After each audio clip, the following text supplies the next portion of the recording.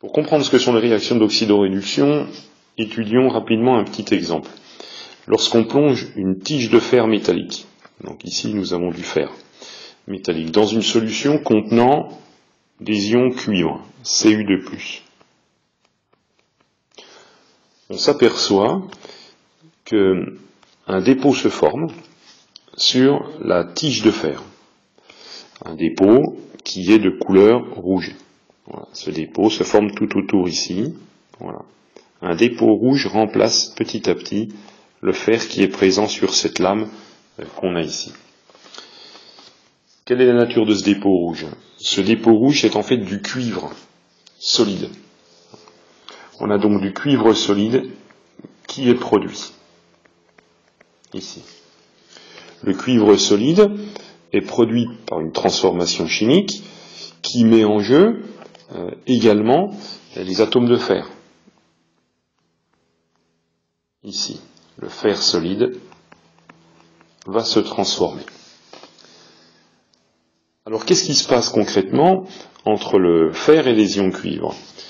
Le fer qui constitue l'électrode se transforme petit à petit en ion Fe2+, qui passe en solution aqueuse.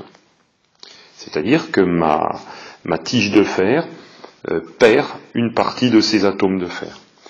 Mais pour que des atomes de fer deviennent des ions fer Fe2+, ils doivent perdre 2 électrons. Ces 2 électrons ne peuvent pas exister en solution. Donc s'ils sont perdus par les atomes de fer, c'est qu'ils sont récupérés par une autre espèce chimique.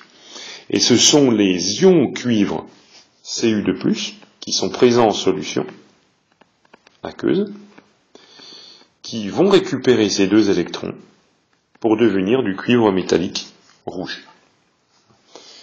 En termes de vocabulaire, les atomes de fer qui libèrent les électrons sont appelés, chimie,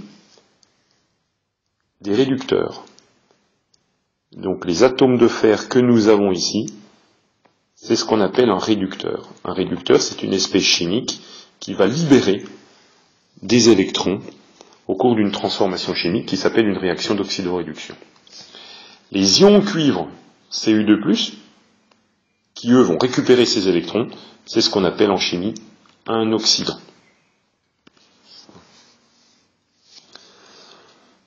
Si on fait le bilan de cette transformation chimique, je fais le bilan, je place ma flèche, je m'aperçois que les atomes de fer solides ont réagi avec les ions Cu2+, que j'avais dans ma solution. Ça a donné naissance à des ions Fe2+, qui sont maintenant présents en solution, et à la formation de cuivre solide qui s'est déposé sur mon électrode. Dans cette écriture d'équation bilan, je ne vois plus l'échange d'électrons qui s'est produit. Mais j'ai bien 2 électrons qui ont été libérés par les atomes de fer et qui ont été récupérés par les ions cuivre Cu2+. J'ai donc une transformation chimique qui s'est produite entre un réducteur, les atomes de fer, et un oxydant, les ions cuivre. C'est ce qu'on appelle une réaction d'oxydoréduction.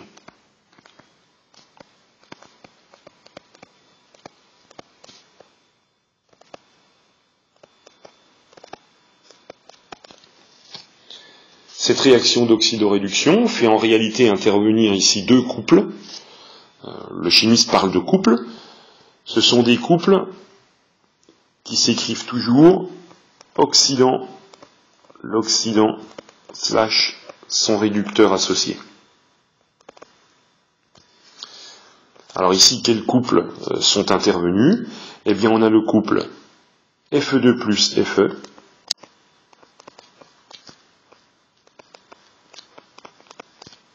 l'un est en solution aqueuse, l'autre est solide.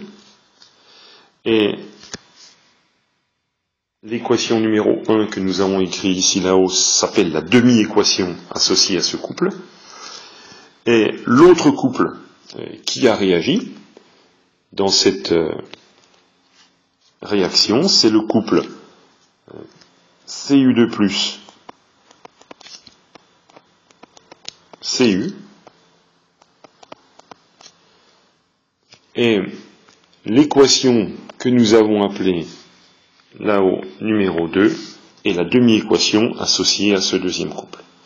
Et on s'aperçoit qu'au cours d'une réaction d'oxydoréduction, nous avons bien le réducteur d'un couple, ici, qui a réagi avec l'oxydant d'un autre couple. C'est ça qu'on appelle une réaction d'oxydoréduction. Alors en termes de vocabulaire, c'est pas tout à fait terminé. Le réducteur qui va donc libérer les électrons, on dit en chimie que le réducteur, il est oxydé. On parle d'oxydation. Voilà. Le réducteur est oxydé. Une oxydation, quand une espèce chimique est oxydée, ça aboutit à la libération d'électrons. Alors que le Cu2+, juste en dessous, qui est l'oxydant, lui, on dit qu'il a été réduit, il a subi une réduction, et une réduction, ça se traduit bien par un gain d'électrons. Voilà, donc toutes ces définitions, il faut les connaître par cœur.